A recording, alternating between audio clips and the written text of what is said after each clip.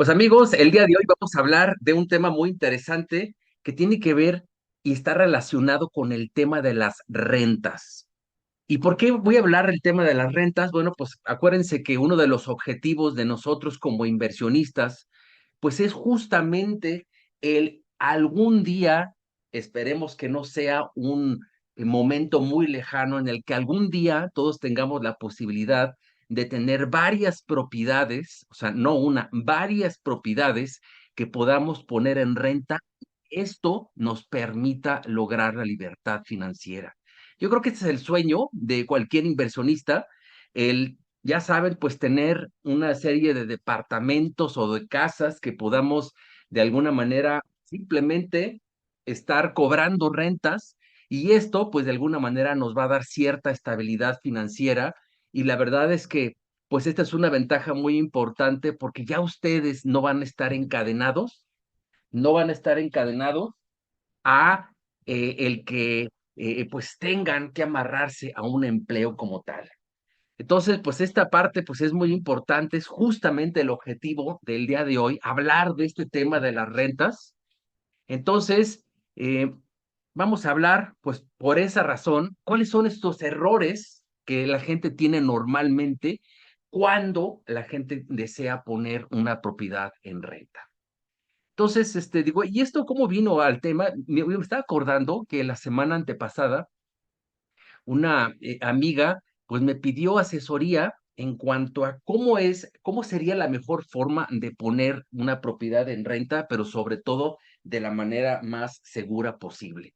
Y entonces, pues yo le estuve dando mis recomendaciones y sobre todo mi experiencia de cómo poner adecuadamente una propiedad en renta. Y la verdad es que después me puse a pensar, dije, bueno, ¿y por qué no transmitir estos conocimientos a mis alumnos que están invirtiendo en remates bancarios, justamente para que tengan pues estos conocimientos y esta experiencia que les quiero compartir? Entonces, pues si lo vemos de esta manera, ¿cuál diría yo que son las personas o a quién está orientada esta presentación? En primer lugar, esta presentación pues está orientada a gente que invirtió en un remate bancario y que ahora simplemente lo desea poner en renta. O sea, que quiere entender cuáles estas reglas del juego para poner en renta una propiedad. O a gente que desea conocer los puntos clave para tener éxito al poner en renta su propiedad. Simplemente ese es el tipo de gente al que nos estamos dirigiendo con esta información que les voy a compartir el día de hoy. Entonces, amigos, pues, ¿cuáles yo diría que son los principales errores cuando la gente desea poner algo en renta? Y digo, sobre todo, pues, orientándome a ustedes, alumnos, que en algún momento estas inversiones en remate que están haciendo, las tienen justamente con el objetivo de ponerlas en renta. Entonces, yo diría que el error número uno es no vender tu primer remate y ponerlo en renta. A ver, nosotros como inversionistas, nuestro objetivo es que invirtamos en un remate bancario y luego después volver a invertir una y otra vez hasta que ustedes cuenten con un capital lo suficientemente fuerte, un patrimonio interesante en su familia. Y ahora sí, después de tener un capital suficiente como para comprar unas 5, 6, 7 u 8 propiedades, ahora sí ponerlas en renta. Entonces, yo diría que uno de los principales errores que tenemos como inversionistas en los remates, pues es que hay veces la gente se emociona y dice, no, ¿sabes qué? Esta propiedad ya, aunque haya sido la primera, la voy a poner en renta. Y yo siento que eso está mal. ¿Por qué? Pues porque estás perdiendo la oportunidad de reinvertir las utilidades. Y esto lo voy a demostrar justamente con lo que estaban ustedes viendo aquí en pantalla. O sea, fíjense, tenemos como dos caminos. El camino número uno es reinvertirlo en otro remate. Supongamos que ustedes desean invertir 1 millón de pesos en una inversión en remate. Entonces quiere decir que, bueno, pues este 1 millón de pesos, pues es el total a invertir, en donde de alguna manera con eso van a pagar tanto el costo del remate como los gastos que nosotros sabemos que están implicados en la compra de un remate. Entonces, cuando ustedes invierten una cantidad de como de 1 millón de pesos, Pues normalmente ustedes están aspirando a contar con una propiedad en donde su valor comercial es de 1,666,000 pesos. Digo, esto es como a nivel teórico, pero créanme, la mayor parte de mis inversiones tienen esta estructura de costos en relación al valor comercial. Eso significa que si esta propiedad hipotética de 1,666,000 pesos la pongo en venta, pues me va a generar una utilidad de 666,000 pesos. Eso quiere decir que si invertimos 1,000,000 de pesos y nos da esta utilidad, pues significa que nos da una tasa de rendimiento sobre la inversión del 66%. Pero digo, quienes no están como muy familiarizados con este tipo de tasas, yo lo que siempre les digo es, a ver, ¿cuál es la tasa de interés que te da el banco? Ah, bueno, ahorita, por ejemplo, que estamos en este año, las tasas de interés en los fondos de ahorro deben de andar como el 5, el 6%. Entonces, yo lo que les digo es, pues imagínate que en vez de que lo invertiste en el banco con esa tasa de interés, lo estás invirtiendo en esta propiedad y te va a dar esta tasa. Nada más que en las inversiones inmobiliarias o en cualquier otro negocio, pues no se dice que te va a dar una tasa de interés, sino que te va a dar una tasa de rendimiento sobre la inversión. Entonces, a eso me refiero con esa tasa. En este ejemplo hipotético, digo, estamos partiendo del supuesto, pues que estamos comprando un derecho litigioso, ya saben, en esta etapa de ejecución de sentencia, pues es la que siempre yo recomiendo. Entonces, eso nos va a significar que el tiempo de espera desde que invertimos un peso en esta propiedad hipotética hasta que regresa a nosotros la inversión, pues estamos hablando de un tiempo de espera promedio entre año y medio, máximo 2 años. Entonces, amigos, pues este es el escenario a nivel costos que normalmente se genera en la inversión en un remate. Ahora, alguien me podrá decir, bueno, tú tienes un rendimiento de 666,000 pesos, pero ¿y qué sucede con los impuestos? Digo, aquí no puse el cálculo exacto porque eso ya depende de cuál es la estrategia fiscal que tú acuerdes con tu contador. Por ejemplo, si para comprar esta propiedad tú lo que hiciste fue constituir una sociedad, una persona moral, bueno, pues el fisco te da la oportunidad de que esa utilidad la reinviertas en otra propiedad y eso pues no te cause impuestos sobre la renta. Entonces, bueno, pues esa es una estrategia, o sea, de alguna manera el fisco en esta persona moral pues te da todo un año para reinvertir esa cantidad y que no se te genere un impuesto que es justamente lo que no quieres pagar. Entonces, pues ese es como este escenario que yo vería invirtiendo en otro remate. Ahora, ¿qué sucede si, por ejemplo, decides que ese 1,000,000 de pesos no lo vas a dejar en esa propiedad que te costó y que invertiste esa cantidad? Entonces, bueno, pues, ¿qué va a suceder? Digo, normalmente quienes ponen una propiedad en renta, pues en promedio, digo, si así lo queremos ver, nos está generando una tasa de rendimiento sobre la inversión del 5% anual. Quiere decir, en este ejemplo hipotético, pues tendrían ustedes un ingreso anual por rentas de 50,000 pesos. Si esto lo convertimos en rentas mensuales, significa que, bueno, pues si dividimos 50,000 entre 12, nos daría que en teoría, pues deberíamos de cobrar la renta alrededor de 4,166 pesos. Quiere decir que si sumamos todas estas rentas por 2 años, o sea, 24 meses, estamos hablando de que finalmente por rentas obtendrías una utilidad de 100,000 pesos. Sin embargo, o sea, sin embargo, nomás para que vean lo que significa este escenario, pues a eso hay que restarle, pues obviamente el mantenimiento, pues ya saben, de repente surgen gastos de impermeabilización, que la pintura, que descomposturas de las cerraduras, que la puerta ya no sirvió, que la estufa no sé qué. Entonces, bueno, pues son gastos que vas a tener que hacer como casero.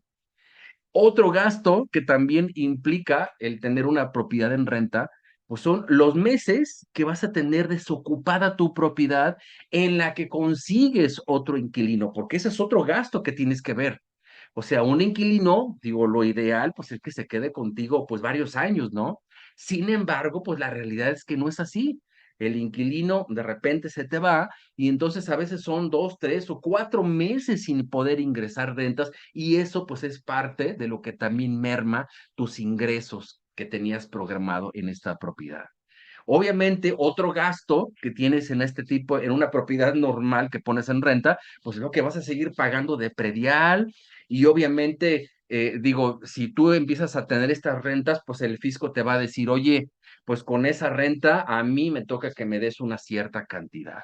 Y entonces, pues si el fisco también está levantando la mano, pues obviamente vas a tener que tener un contador que también te va a costar para que pueda estar monitoreando esa situación ante el fisco.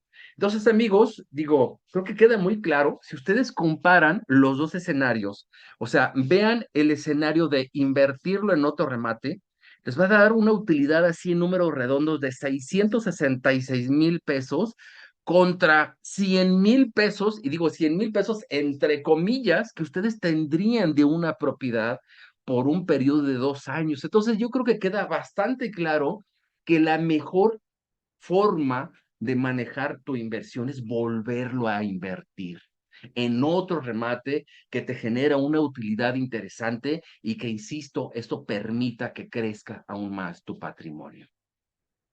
Pero bueno, regresando a los errores que se cometen cuando quieres poner en renta una propiedad, ¿cuál diría yo que es el error número dos?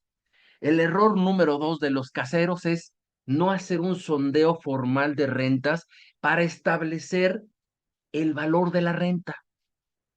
De repente, como caseros se dejan influenciar porque, no, es que ya me enteré que el vecino de enfrente está rentando su casa en 50,000 pesos. Y pues si él la puso en 50,000, pues entonces yo también.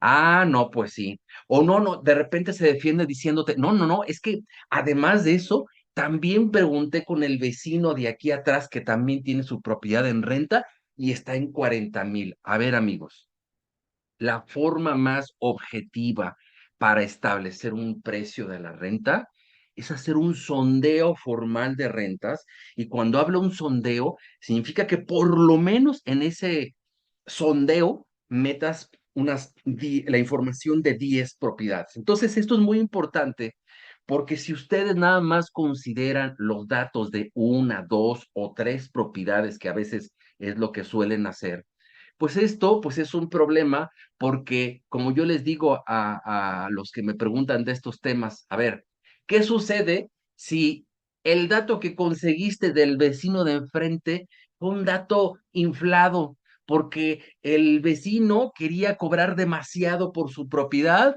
y entonces, pues como tú ya consideraste ese dato, pues ya ahora tu valor de tu renta pues va a estar exageradamente alto, dado que se basó en un dato que no era el correcto. Entonces, amigos, por esa razón, lo ideal es tener un número suficiente de datos, en este caso por lo menos unas 10 propiedades, para que ahora sí tú puedas identificar perfectamente quiénes pues tienen datos extremos, ya sea que la renta en este caso la estén cobrando demasiado alta o demasiado baja, y ya con base en eso, pues tú puedas tomar una decisión de, ah, mira, el dato promedio correcto es esta cantidad. Entonces, o sea, inclusive yo aquí les puse un ejemplo a mano derecha en el que, por ejemplo, tenemos el dato de la propiedad número uno, que está en 10,000 pesos, de la dos en 12,000, de la tres en 9,500, y entonces, pues sacan su promedio, que en este caso dio 10,500, y de la misma manera sacan o obtienen los datos de los metros cuadrados de construcción de cada una de estas propiedades, también sacan su promedio y esto pues te va a dar que de cada una de estas propiedades, pues cada una de ellas está cobrando un cierto costo por metro cuadrado de construcción. Entonces, ya una vez que obtienen esos datos, pues sacas un promedio. Y entonces, por ejemplo, en este ejemplo hipotético dicen, ah, mira, en promedio en la zona, el metro cuadrado de construcción se está rentando en 106 pesos. Entonces tú dices, a ver, si mi casa tiene 105 metros cuadrados de construcción y el costo promedio del metro cuadrado de construcción está en 106 pesos, pues entonces significa que el dato correcto de a cómo yo debería poner la renta de mi casa es de 11,189 pesos. Insisto, obviamente este ejemplo hipotético es con base en los datos de 3 propiedades, pero lo ideal, vuelvo a repetir, es que por lo menos metas en este tipo de algoritmos los datos de unas 10 propiedades. Entonces, pues ahora nos vamos a uno de los errores también, pues más interesantes, que es el número 3, es delegar ciegamente el tema jurídico al asesor inmobiliario. A ver, normalmente, pues un casero, si se quiere ahorrar la comisión de un asesor inmobiliario, pues simplemente pone su anuncio afuera de la propiedad o se anuncia en estos portales de venta o renta de propiedades y de esa manera pues puedes conseguir inquilinos. Entonces, pues, digo, esta, pues puede ser un camino que tú escojas. Digo, si tú consideras que en esa colonia no es muy complicado conseguir inquilino, pues es lo ideal, ¿no? Y digo, y si no tienes inconveniente en estar mostrando la propiedad, pues también, hoy sabes qué, pues tú aviéntate a hacerlo.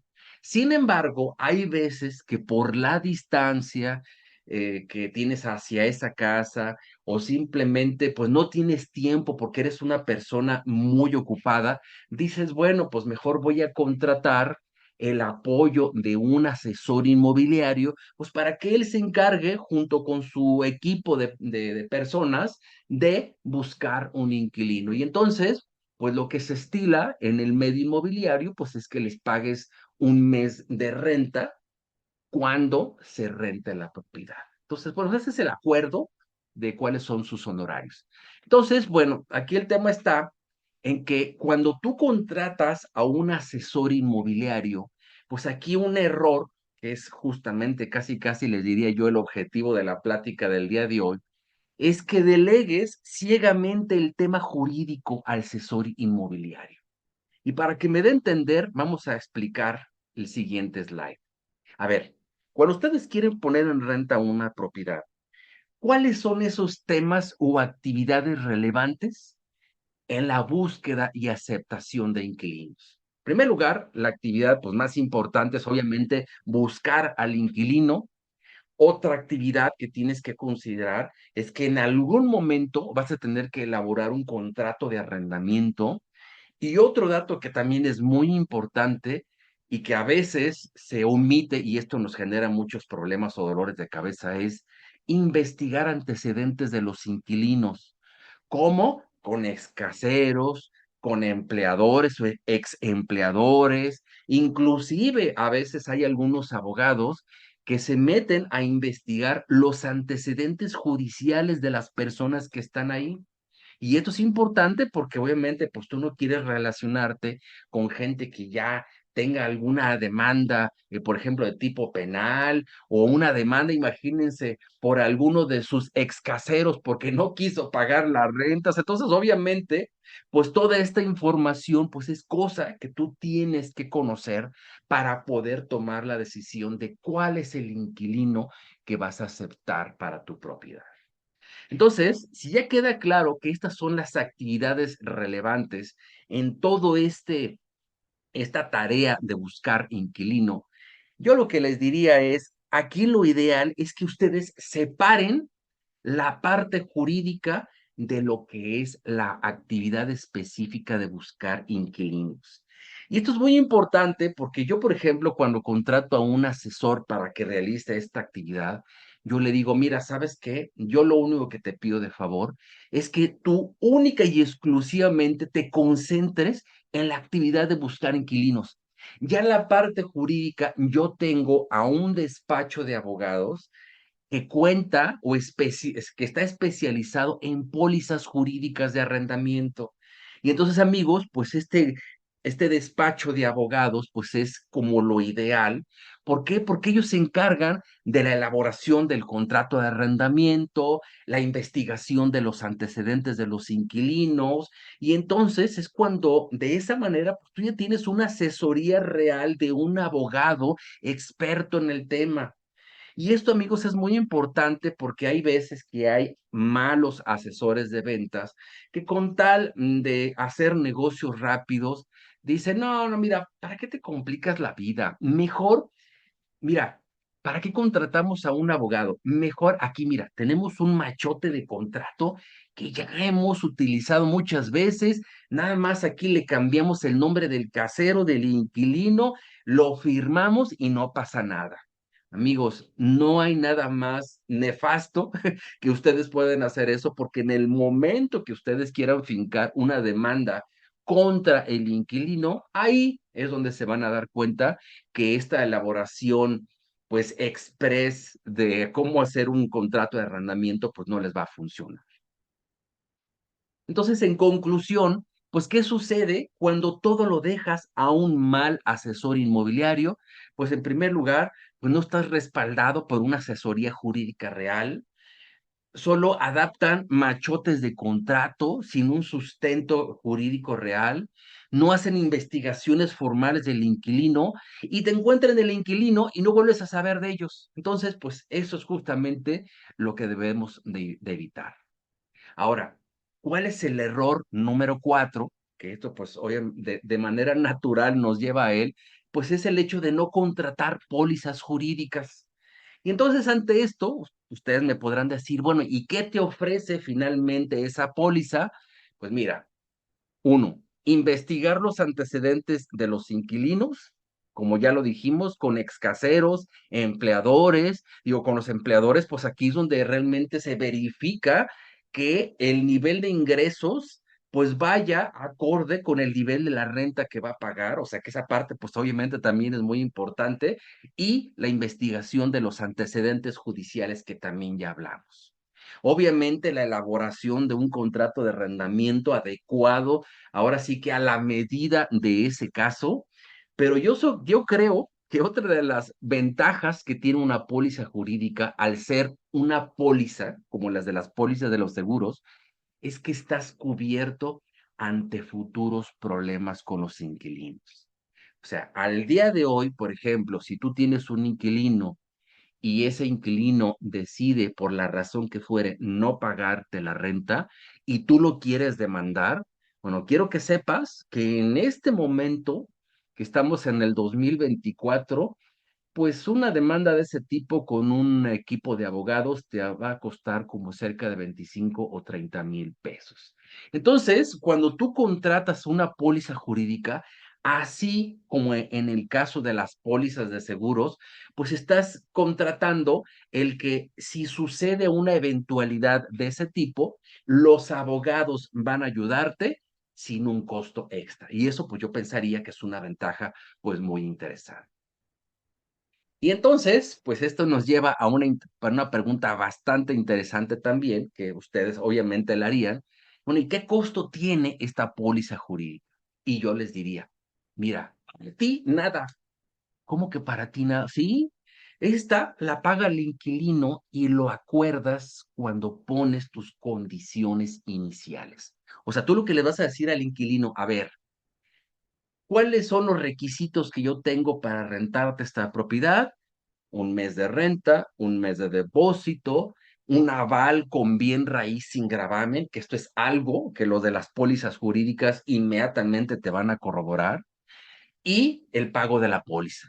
Digo, solo para que se den una idea, para una propiedad cuya renta oscila alrededor de los 10,000 pesos, el costo de la póliza anual anda alrededor como de los 3,500 pesos. Y estoy hablando como la parte básica de una póliza jurídica de arrendamiento, porque hay veces que te dicen los despachos, ah, mira, pues esa es como la versión básica de la póliza, pero tengo también una versión intermedia y una avanzada. Entonces, bueno, pues ellos ya les explicarán en qué consisten esas otras coberturas y ustedes tomarán ya la decisión de cuál de ellas contratar. Digo, honestamente, yo siempre me voy por la básica, y ya con eso, pues para mí es más que suficiente, justamente por uno de los beneficios que les voy a mencionar a continuación. El principal beneficio de la póliza jurídica es, escúchenlo bien amigos, el respeto a tu propiedad. ¿Y esto por qué lo digo? Digo, o sea, imagínense, el día que se va a firmar el contrato de arrendamiento, lo ideal es que se haga en el despacho de abogados, en donde ahí, en una oficina de juntas, pues va a estar obviamente el inquilino, el aval, el abogado que elaboró el contrato de arrendamiento, de arrendamiento, y obviamente pues el casero. Entonces imagínense esa junta, o sea, visualícenla. Entonces es una junta en la que clásicamente la obligación del abogado es casi, casi leer literal cláusula por cláusula de cuáles son las obligaciones a las que se va a adherir el inquilino. Y eso, pues insisto, imagínense pues toda esta formalidad en donde pues el inquilino va a tener ahí a su aval, el cual pues va a estar escuchando todo lo que se está platicando y esto, pues obviamente, pues va a, pues, a infringir, pues ahora sí que respeto, va a meter respeto en el acuerdo que se está generando en este contrato de arrendamiento y por esa razón, pues muy difícil se va a atrever el inquilino a incumplirla. Este es ahora sí que es uno de los principales beneficios que yo le veo a estas pólizas. Y de hecho, cuando hablo con los de las pólizas jurídicas, yo le digo, oye, asegúrate de que se lean todas las cláusulas, porque hay veces en las que yo no puedo estar ahí, dado que a veces me encuentro en otra ciudad. Pero bueno, y esto pues nos lleva al error número 5 que tienen los caseros al poner en renta una propiedad y es no pagar impuestos. A ver, amigos, vamos a hablar las cosas así como tal. Hay gente que tiene esta costumbre, pues simplemente de no pagar impuestos. Ahora sí que no me quiero meter en razones, pero cada quien ahora sí que así lo decide. ¿Y cuál es la estrategia clásica para no pagar impuestos? Mira, no pasa nada, tú a mí págame la renta en efectivo. Digo, desde un punto de vista fiscal, pues digo, se puede decir que estás, eh, pues, tranquilo, porque esos ingresos no pasan por el banco y muy difícilmente el fisco se va a enterar de esos ingresos. Sin embargo, déjenme les comparto que de unos años para acá, esto tiene una implicación negativa importante. Si en algún momento tú decides, fíjate bien, demandar a un inquilino por incumplimiento de rentas o por la razón que fuere, en ese momento el juez va a recibir, obviamente con el apoyo de tu abogado, la demanda, y entonces créeme que lo primero que va a suceder es que el juez va a decir, ok, ¿quieres ingresar esta demanda? Pero antes de darle causa a la misma, quiero que me demuestres que has estado pagando impuestos. Y ahí es donde las cosas ya no van a funcionar porque, pues obviamente, como no va a existir, no van a existir la forma en la que se demuestre que se pagaron impuestos, pues va a ser improcedente tu demanda. Entonces, amigos, la verdad de las cosas es que por esta razón, yo honestamente, pues sí recomendaría pagar impuestos. Y esto pues nos lleva a que el camino número 2 que tienes, pues es justamente pagar impuestos. Pero mira, la verdad de las cosas es que la gente cuando no paga impuestos es porque es gente que está mal informada, mal asesorada. Y les voy a poner un ejemplo del por qué es algo que no es necesario que ustedes caigan en la situación de no pagar impuestos. Fíjense bien, cuando ustedes pagan impuestos, ¿qué están pagando? Pues obviamente impuestos, el costo del contador y van a tener, como ya les dije, como principal beneficio la validez de los contratos de arrendamiento ante alguna eventualidad o demanda que quieras interponer contra tus inquilinos. Entonces, insisto, veamos un ejemplo hipotético para que entendamos por qué a veces no vale la pena evadir el pagar impuestos. Supongamos un ejemplo de una renta hipotética de 12,000 pesos, en donde, según los cálculos que puede hacer un contador, de puros impuestos vas a estar pagando 150. Y si a eso le sumas que el contador, de una manera, pues también no muy alta, te va a cobrar 450 pesos, quiere decir que en total vas a estar gastándote en este tema relacionado con los impuestos 600 pesos. Si tú comparas los 600 pesos contra los 12,000 que vale la renta, significa que en realidad tus impuestos solo están ascendiendo al 5% del valor de la renta. Y honestamente, pues no es tanto como para, insisto, el decidir, híjole, ¿sabes qué? Pues mejor no pago impuestos por las rentas. Entonces, amigos, pues estos son como los grandes errores que existen entre los caseros cuando se decide pagar una renta, y pues era importante que pudiéramos platicar de ellos. Entonces, amigos, pues con eso terminamos nuestro tema del día de hoy. Sin embargo, antes de entrar a nuestra sección de preguntas y respuestas, pues ya saben que pues sí me gusta hacerles nuestro comercial. Digo, para quienes no son alumnos, nosotros tenemos nuestro curso paso a paso cómo invertir en remates hipotecarios, dónde se encuentran los riesgos y cómo evitarlos, pero sobre todo la ventaja más importante de nuestro curso, pues es una asesoría personal en la compra de tu primer propiedad. O sea, es una asesoría que literal yo te llevo de la mano, te digo paso a paso qué hacer para que tú puedas comprar con seguridad. Otra de las ventajas que tienes en este curso, pues es acceso directo a carteras de bancos, evitando así sobrecomisiones y fraudes innecesarios por algunas inmobiliarias. Entonces, amigos, pues este curso, ustedes, si es que no son alumnos todavía, lo pueden comprar o adquirir en www.inversionistasenlibertad.com/oferta. Entonces, amigos, pues ahora sí, pasamos a esta sección de preguntas y respuestas. No sé quién quiera tener alguna plática que queramos profundizar sobre, ya sea del tema del día de hoy o algo inclusive relacionado con el tema de los remates bancarios, que pues ya saben que es nuestra especialidad. No sé si alguien tenga, digo, si alguien tiene una duda, pues es tan simple como activar su video, su micrófono, para que aquí podamos platicar con ustedes.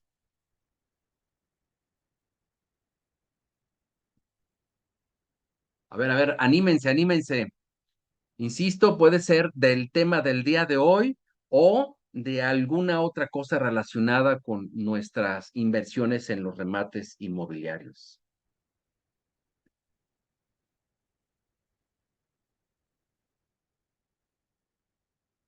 ¿No se animan? ¿No se animan? Bueno, en lo que alguien se anima, siempre suelo compartirles algo interesante. Quiero que sepan, amigos, que ahorita, hace no más de un mes, acabo de concretar uno de mis mayores éxitos en los remates, las inversiones en los remates. Es es un caso de éxito que en una junta que vamos a tener también muy posiblemente dentro de un mes, les voy a profundizar, pero solo para que se den una idea, es una propiedad que compramos aquí al sur de Guadalajara, en un municipio que se llama Tlajomulco. La etapa jurídica en la que se compró fue de ejecución de sentencia, se invirtieron 1 millón de pesos en el costo del remate. A ese costo se agregaron otros 600,000, 500,000 pesos entre abogados, remodelación, etcétera, etcétera. Y pues me acuerdo que cuando hicimos la evaluación de esta propiedad ya hace como 2 años, la propiedad tenía un valor comercial de 3 millones de pesos. O sea, imagínense, la verdad es que se veía una inversión bastante interesante, y además cuando hicimos el recorrido de la propiedad, nos encantó el fraccionamiento. De hecho, es un fraccionamiento, solo para que se dé una idea, en donde es como de clase media, media alta. Inclusive tiene una casa club con una alberca hermosa. Bueno, de esos fraccionamientos súper bien cuidados. Entonces, bueno, pues pasa el año y medio, finalmente pudimos tomar posesión de la propiedad. Y yo digo que para mí fue uno de mis grandes éxitos porque, pues en primer lugar, los tiempos no fueron más allá de lo normal. O sea, se planeó año y medio y fue justamente lo que duró todo el proceso. Por otro lado, quiero que sepan que hace un par de semanas hicimos otra vez una evaluación de la propiedad y nos encontramos con la sorpresa que, por la plusvalía de la zona, en vez de 3 millones, la propiedad ya valía 3.500.000. O sea, quiero decir que las utilidades de la propiedad aumentaron 500.000 pesos a las que originalmente de entrada ya teníamos. Y luego, cuando tomamos posesión, nos encontramos con que las maderas de la casa estaban impecables. ¿Y a qué me refiero las maderas? Me refiero a la cocina, a las puertas, a los closets. O sea, de esas veces que dices, híjole, eh, por ejemplo, esos closets que eran de madera sólida, cada uno de ellos, yo estimo que debe tener un costo de unos 40, 50.000 pesos. Cada uno de ellos. Entonces, pues la verdad es que pues es una ventaja muy buena, digo, y sobre todo porque normalmente en las propiedades que yo invierto de interés social es clásico que o están reventadas las maderas o simplemente se las llevaron los deudores que se encontraban ahí. Entonces, en este caso, pues ahí estaban. En la cantidad de pintura que se va a tener que llevar la casa, pues también es mínima. De repente por ahí el baño principal estaba como muy deteriorado. Digo, lo pudiéramos inclusive lavar, pero la verdad es que el margen de utilidad era tan bueno y es tan bueno que decidimos simplemente el quitar todos los azulejos, poner los muebles nuevos del baño, y esto pues le va a dar un plus muy bueno a la propiedad cuando la vendamos, y obviamente pues nos va a ayudar a tener un retorno de la inversión pues rápido, ¿no? Entonces, amigos, pues quiero pensar yo que fue uno de mis grandes éxitos por los tiempos, por la plusvalía extra que tuvo la propiedad, por lo bien cuidado que estaba la casa en general. Entonces, pues creo que ahí tuvimos algo interesante, pues la verdad es que pues ya tenemos casi 10 años de experiencia en estos temas, y obviamente pues el ojo se te va haciendo cada vez más avispado, por así decirlo, para poder elegir propiedades. Y obviamente, pues fue una propiedad en la que en su momento se contrató un abogado, obviamente experto en juicios hipotecarios, se revisó el expediente. Ahora sí que toda la parte jurídica se revisó y se decidió que iba a ser una muy buena inversión. Entonces, amigos, pues finalmente, pues prácticamente en esa propiedad ya estamos ahorita ¿qué será? Al 50% del proceso de remodelación, y pues muy seguramente, pues dentro de un par de semanas empezaremos con la venta de la misma. La vamos a vender en la etapa de adjudicación. ¿Qué significa esto? Que no la vamos a escriturar, y esta pues es una estrategia que ahora sí que los bancos nos están obligando a ella, porque acaban de cambiar las reglas de juego con los bancos, y ellos tienen ahora como políticas de que si la propiedad fue un remate, aunque se escriture, no vamos a poder aceptar clientes o compradores potenciales con créditos. Entonces dijimos, bueno, pues si entonces no es necesario invertir en una escritura, bueno, pues entonces vamos a venderla en la etapa de adjudicación, y obviamente pues esto nos va a llevar a que solo vamos a poder aceptar clientes que paguen de contado.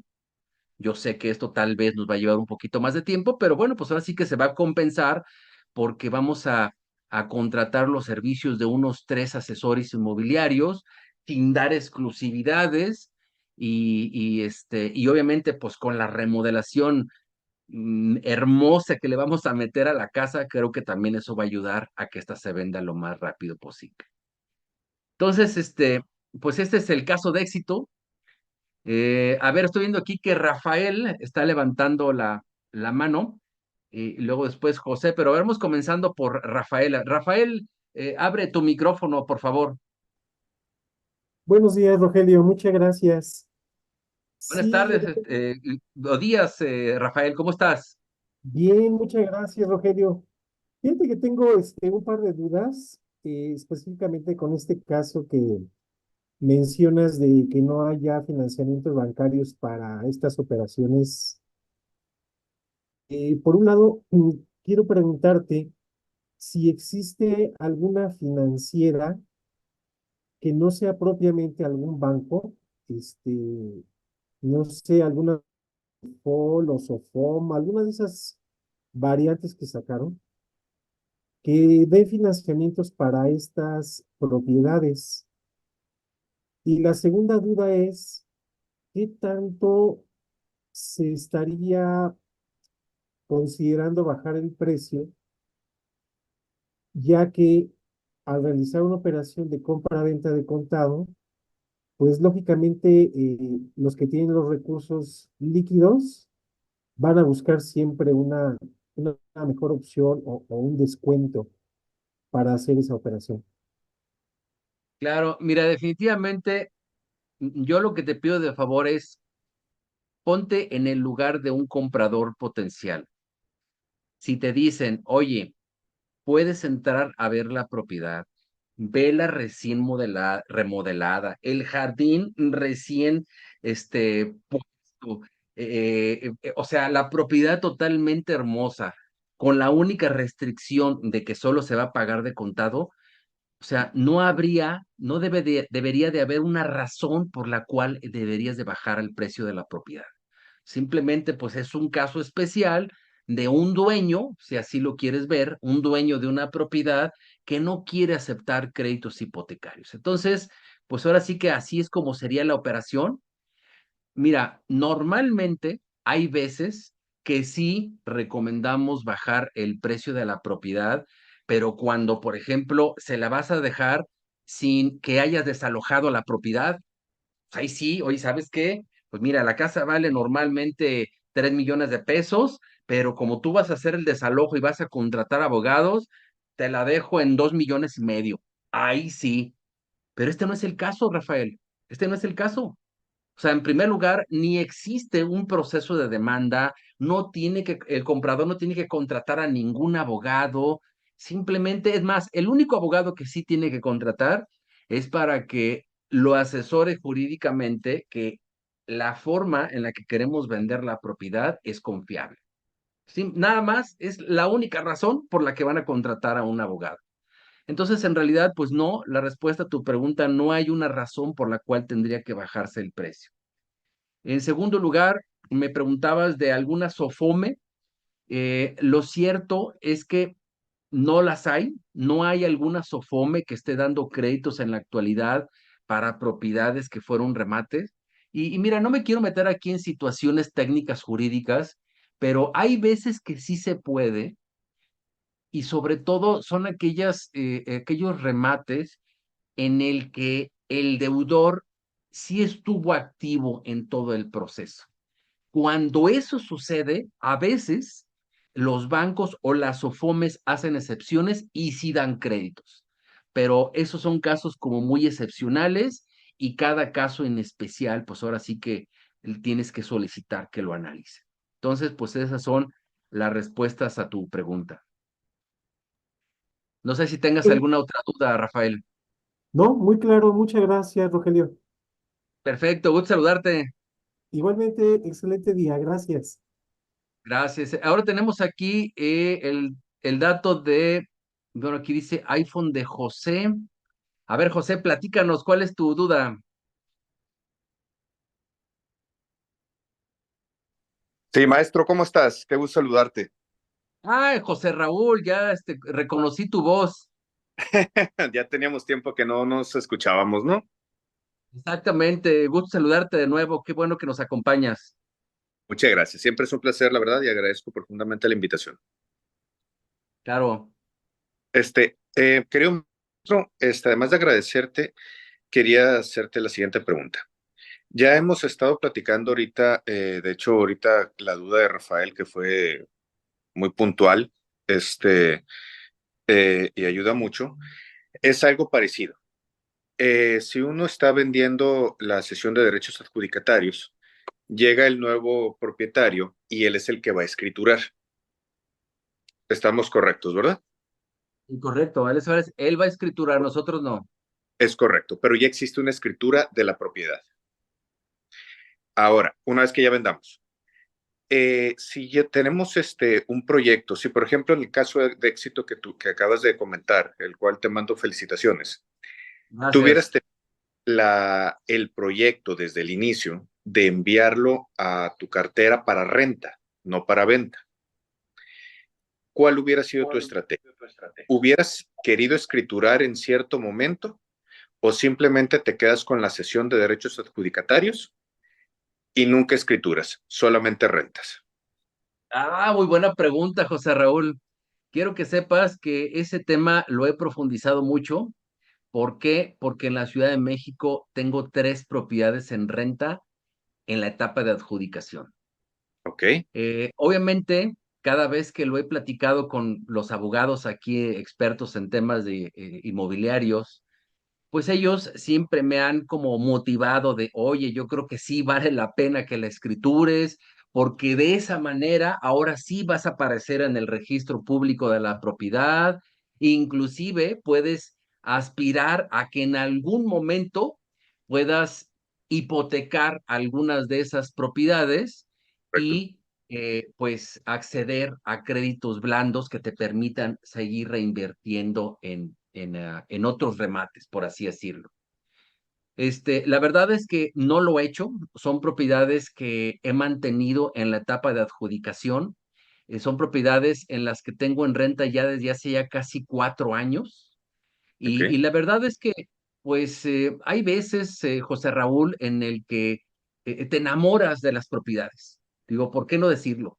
Porque te encantó la colonia, por la zona, por la experiencia que viviste con esas propiedades, de haberlas remodelado, etcétera, y que dices, ¿sabes qué? En vez de venderlas para reinvertirlas en otro lugar, me quedo con ellas. Entonces, pues esa ha sido mi situación. Por ahí, una abogada de una notaría me regañó de, no, es que sí la tienes que escriturar, ¿cómo es posible? Por ahí algún abogado me dijo, es que estás expuesto a que en algún momento algunos de los deudores pues hagan alguna trastada, pero pues hay veces que, Raúl, pues ahora sí que con conocimiento de causa, pues tomas decisiones, tomas Correcto. riesgos, y la verdad es que a mí no me ha salido mal.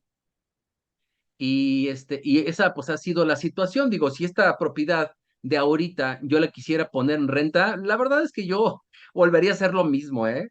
Correcto. Pero bueno, y es que sabes que a veces lo que te gastas en escrituración, pues aunque no lo digas, pues lo puedes utilizar para invertir en otro remate y que el dinero siga creciendo.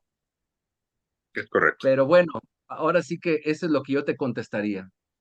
No, hombre, maestro, muchísimas gracias. Te mando un fuerte abrazo y como siempre, muy agradecido contigo. Gracias, José Raúl. Hasta luego. Hasta luego.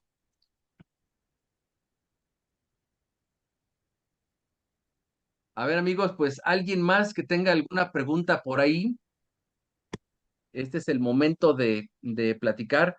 Pero bueno, pues ahora sí que ya saben todos los que son mis alumnos que independientemente de este momento o no, yo estoy abierto a que me contacten por teléfono, por Zoom, por WhatsApp, y podamos resolver nuestras dudas. Ya saben que el apoyo que yo les doy siempre a ustedes, pues es permanente. Y ahora sí que yo tengo mi lema de no los dejo morir solos. Créanmelo, ese es mi objetivo personal. La verdad es que cuando yo comencé en esto de los remates, yo fui a tantos cursos que los ponentes hacían eso de que te dejaban morir solo, que yo dije, no, yo tengo que cambiar las cosas. Mi misión personal debe de ser justamente el no dejarlos morir solos. Y si quieren que los lleve de la mano, los llevo de la mano. Aunque ustedes ya saben que el curso literalmente también lo armé para llevarlos de la mano. Y prueba de ello, pues son los diagramas de flujo con los cuales gráficamente los llevo de la mano en esa ruta crítica de actividades. Pero bueno, ahora sí que la intención está. Parece ser que Jorge Moreno tiene aquí otra duda. Jorge, Rogelio, buenos días a todos. Sí, ¿qué mira, tal? mi duda principalmente es dentro de las explicaciones que tú das, las recomendaciones que das, siempre orientas un poquito al tema de del interés social. Aquí la duda que me entra es cuando tenemos carteras, o sea, tú compartes carteras y demás, para uno que no está a lo mejor tan habituado, no conoce tanto una ciudad, es difícil identificar oportunidades en temas de interés social. Sé que evidentemente tienes que hacer tu investigación, tienes que ir a hacer trabajo de campo, ¿no? Pero ¿cómo uno puede identificar de forma general o hacer un poco más sencilla esa búsqueda en una ciudad para poder identificar o tener alguna guía de decir, ok, las propiedades de interés social se encuentran en estas zonas o en una cartera que tú compartes, por ejemplo, donde hay varios remates, poder identificar esas oportunidades a lo mejor de inicio de forma más reducida y segmentar de una manera que no vaya uno a pues, tirarle a todo. Entonces, ¿cómo puede uno, de cierta manera, reducir el esfuerzo, por así decirlo, o eficientar ese esfuerzo para identificar esas propiedades? Claro, no, pues está muy fácil, Jorge. Mira, no sé si has tenido oportunidad de revisar nuestros listados, pero prácticamente los listados, pues ya sabes que vienen en Excel. Existen tres tipos de listados, por así decirlo. Los listados en los que la administradora de cartera te dice cuál es el valor comercial aproximado, pero no te dice cuánto quieren por ella. Ese es un primer escenario en donde tú tienes que hacer tus cálculos y te tiras a matar y los ofreces ahí dos cacahuates y Ujú. un par de gorgojos a la administradora de cartera, ¿no? Entonces, bueno, ese es un escenario, insisto, en el que sí está el valor comercial, pero no te dicen cuánto quieren por la propiedad. Y luego tenemos el segundo tipo en los que no aparece el valor comercial, pero sí te dicen cuánto quieren por la propiedad. Y luego tenemos el tercer tipo, que esos son con los que yo más me peleo porque no tienen ni el valor comercial ni cuánto quieren por la propiedad. Entonces, evidentemente, pues ahí tienes que hacer una mayor labor de investigación, pero bueno, el tema está en que dependiendo de qué tipo de cartera estés hablando, pues es como la estrategia para dar con las propiedades de interés social. Por ejemplo, si estás hablando de los listados que sí tienen un aproximado del valor comercial, pues digo, pues eso pues es fácil, porque pues una propiedad de interés social normalmente, yo lo he platicado, pues debería de estar como entre un valor comercial de 700,000 pesos a 1 millón, 2 millones de pesos. Ese es el rango de una propiedad de interés social. Y obviamente, pues si dominas los filtros de Excel, pues eso te permite el simplemente abocarte a ese segmento de propiedades. Esa es una forma. ¿Qué sucede, por ejemplo, cuando son listados en donde solo te aparecen lo que piden por la propiedad? Entonces ahí lo que hacemos nosotros es, de alguna manera, decimos, a ver, según nuestra estrategia de, ¿cuál es la palabra? De negociación con las administradoras de cartera, en promedio siempre estamos pagando a las propiedades en un 60 o un 70% de su valor comercial. Entonces quiere decir que si te ponen ahí que quieren por la propiedad 300,000, pues más o menos bajo esta lógica que te estoy compartiendo, pues pudieras intuir que muy seguramente la propiedad comercialmente vale 1 millón de pesos. Entonces, bueno, esa es como otra forma, ¿no? En el caso de listados que no tienen ni el valor comercial ni el precio, ahí lo que hacemos nosotros es pues pedir la ayuda del mismo inversionista, haciendo la pregunta de, a ver, independientemente de lo que quieras invertir, ¿cuáles son las colonias que a ti te gustaría invertir, que tú sabes en tu ciudad que son de interés social. Y entonces la gente ahí te avienta, ah, mira, la colonia tal, fulanita, perenganita. Y entonces, pues de esa manera, pues tú puedes ubicar rápidamente a las de interés social. Entonces, yo te diría, no hay mayor complicación. Quiero que sepas, mi estimado Jorge, que una de las principales preocupaciones que he tenido en el último año es cómo hacer para que los alumnos no se atoren en esta etapa de búsqueda de propiedades. Porque quiero que sepas que la mayor parte ahí es donde se atoran porque ya no tuvieron tiempo, pues sí, pues yo creo que es eso, ¿no? Que no tienen tiempo para visitar propiedades o para revisar los listados o para navegar por Google Maps, que ya saben que es la forma en la que yo recomiendo hacer recorridos virtuales.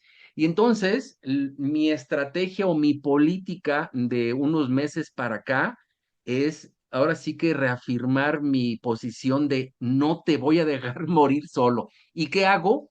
Pongo a uno de mis analistas y le digo, ¿sabes qué? Él ahorita se llama Raúl Martínez. Le digo, mira, Raúl, yo no sé cómo le vas a hacer, pero yo quiero que me armes una ficha técnica de unas 6 propiedades que estén en el rango de inversión del alumno y que me consigas su fotografía a través de Google Maps. Y entonces, de esa manera, para aquellos alumnos que no tienen tiempo de revisar los listados, que obviamente pues es lo ideal, pero quienes no tienen tiempo, no los dejo morir, Jorge. Les pasamos las fichas técnicas y esto pues ha servido mucho porque en esa ficha técnica pues obviamente viene la fotografía de la propiedad y eso pues te permite tomar decisiones más rápidas. Les ponemos hasta un mapita, la etapa jurídica en la que está, cuál es el valor comercial que dice la administradora de cartera que tiene o lo que piden por ella, a veces hasta metros cuadrados de construcción.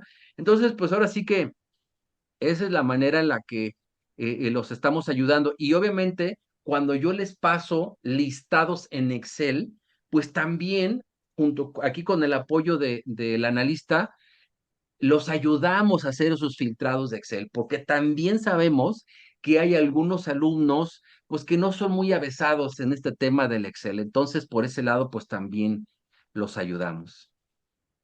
Ok, ok, vale, gracias. De nada, Jorge, gusto saludarte. Igual, gracias. Perfecto, sigo viendo tu mano levantada, José Raúl, ¿o estoy soñando?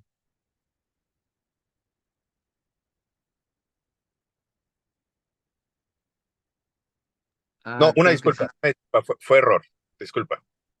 Ah, no te preocupes. Rafael, sigo viendo tu mano levantada, ya se, Y, esta es otra pregunta, Rogelio. Gracias. sí, dime. Sí, una pregunta, Rogelio. Este, dada la saturación que en un momento determinado, y vamos a llamarle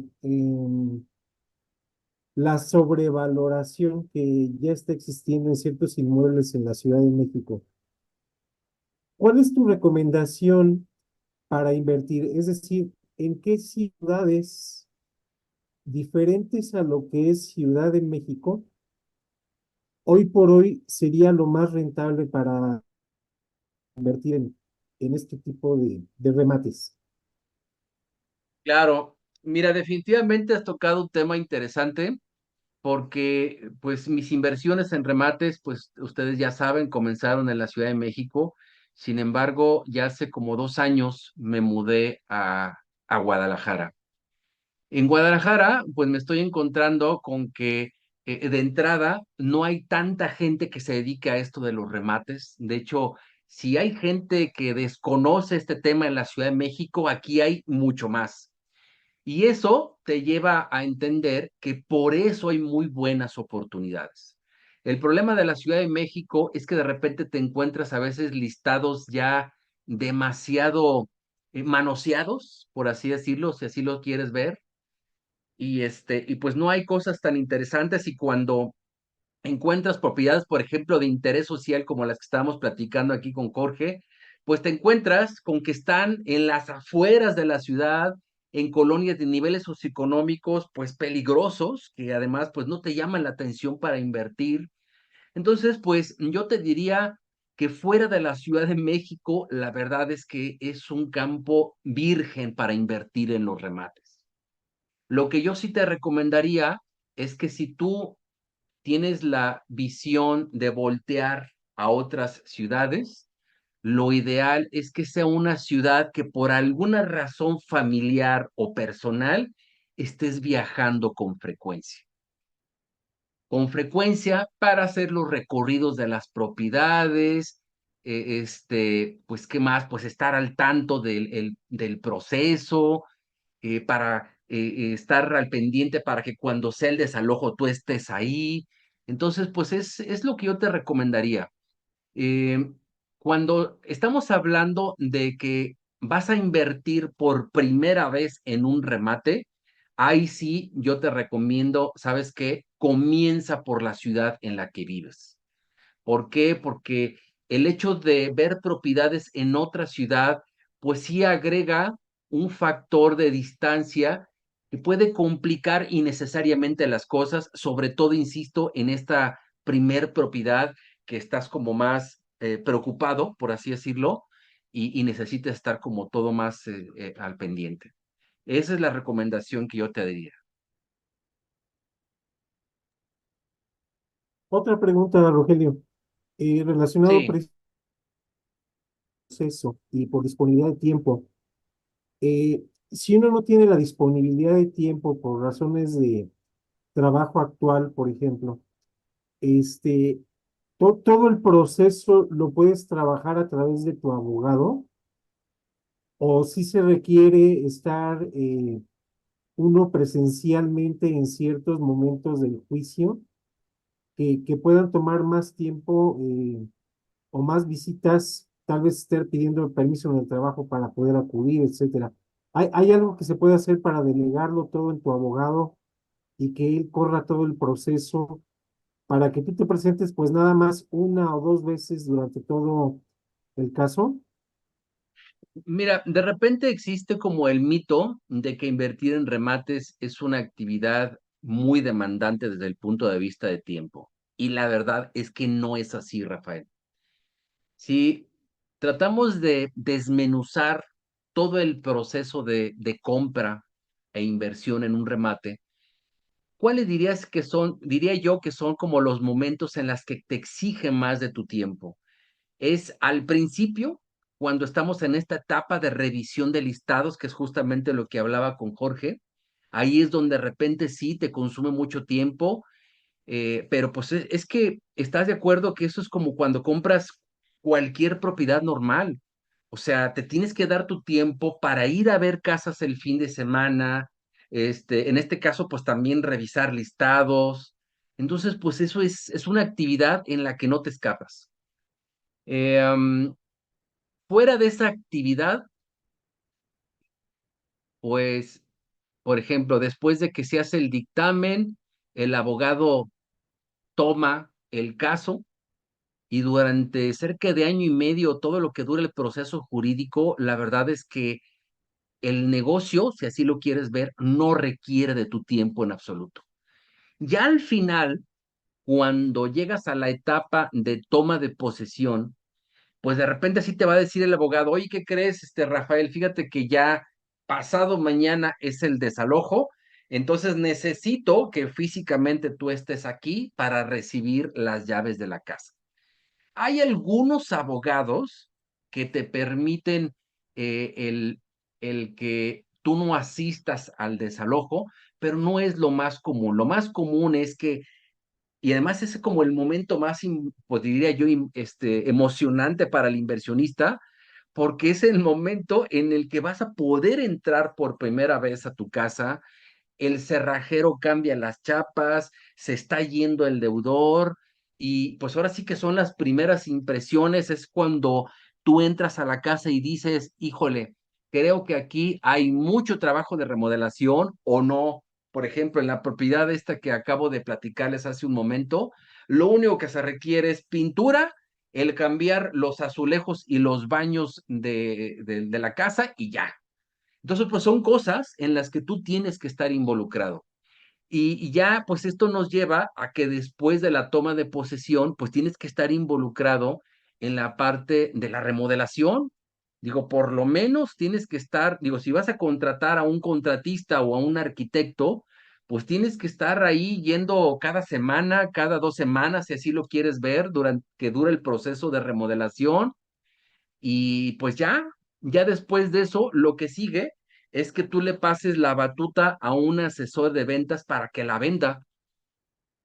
Entonces, pues, ese es lo que yo te diría. O sea, si ese es un resumen de todo lo que te dije, yo te diría que el 95% del tiempo no necesita el negocio de ti. Ok, muchas gracias, Rogelio. De nada, Rafael.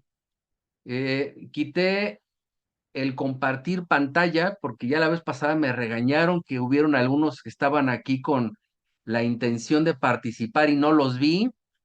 Entonces, pues aquí lo estoy viendo a todos, parece ser que ya no hay más dudas. Y bueno, amigos, pues si ya no hay más dudas, pues fue un placer. Les comparto que este webinar vamos a tener la grabación y lo vamos a subir también a la plataforma del curso, lo vamos a poner en el blog, y ya saben que siempre va a haber formas de revisar esto. Entonces, amigos, pues fue un placer el estar nuevamente con ustedes y pues me despido de ustedes. Les mando un abrazo. Maestro, Muchas muchas gracias. gracias. Un Muchas abrazo. Hasta gracias, luego, Rogelio. gracias. Hasta luego. Hasta luego.